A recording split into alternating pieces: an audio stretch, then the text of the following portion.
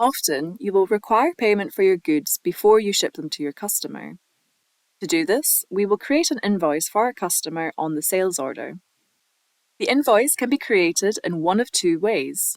You can either use the drop-down menu on the Order button on the top right-hand side of the page, then click Create Invoice, or by selecting the products you wish to invoice by using the checkboxes against each one and then using the action cog in your headers and selecting Invoice. Do note that you can create a partial invoice in the Order drop-down menu if required. This will prompt you to specify the percentage of the uninvoiced quantities you would like to invoice on this order. You will now have a parked invoice which you can review in View Invoices under Sales and Orders, or by navigating to the Sales Order and clicking on the Invoices tab.